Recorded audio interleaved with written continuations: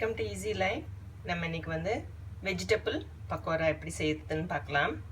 நான் அதுக்கு வந்து இங்கே வந்து வெஜிடபிள்ஸ் வந்து கட் பண்ணி வச்சுருக்கேன். உருளைக்கிழங்கு, பீன்ஸ், வெங்காயம், கேரட், முட்டைக்கோஸ், கொஞ்சம் தாராளமாக கருவேப்பிலை எடுத்து வச்சுருக்கேன். இதில் எந்த காய் இல்லைன்னாலும் பரவாயில்ல, ஒருவேளை வெறும் வெங்காயம் வச்சு கூட நீங்கள் செய்யலாம்.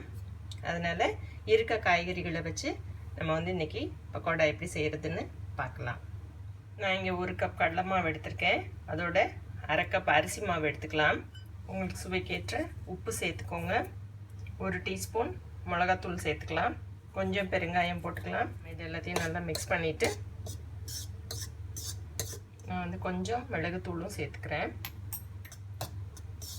இப்போ நம்ம இந்த காய்கறிகளை இதோட மிக்ஸ் பண்ணிடலாம். தண்ணியை நம்ம அப்புறமா சேர்த்துக்கலாம். முதல்ல காய்கறிகளை போட்டு நல்லா பிசைஞ்சிக்கலாம்.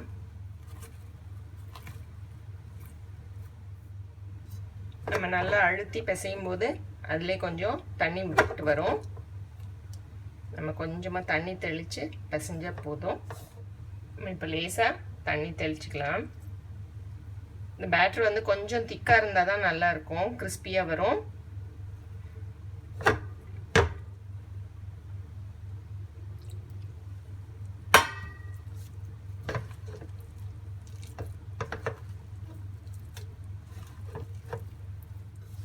நல்லா பெசரிட்டு ஒரு 2-3 மினிட்ஸ்க்கு இதை அப்படியே விட்டுடலாம். நம்ம அதுக்கப்புறமா நம்ம எண்ணெயில் பொரிச்சு எடுக்கலாம். ஓகே, 2-3 மினிட்ஸில் பாருங்கள், நல்லா இன்னும் கொஞ்சம் இளக்கமாயிருச்சு மாவு. ஸோ நம்ம இப்போ வந்து நான் இந்த பேனில் எண்ணெய் காய வச்சுருக்கேன். ஓகே, நல்லா எண்ணெய் காஞ்சிருச்சு. நம்ம வந்து கொஞ்சம் கொஞ்சமாக இதை போட்டு எடுக்கலாம்.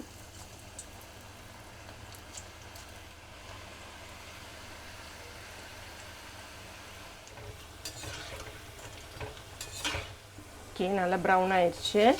நம்ம வந்து இதை எடுத்துக்கலாம். நல்லா எண்ணெயை வடிச்சிட்டு எடுத்துக்கோங்க.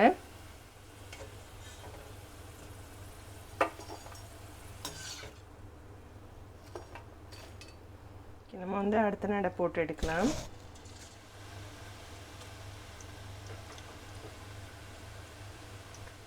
சுவையான வெஜிடபிள் பக்கோடாஸ் வந்து தயாராகிடுச்சு.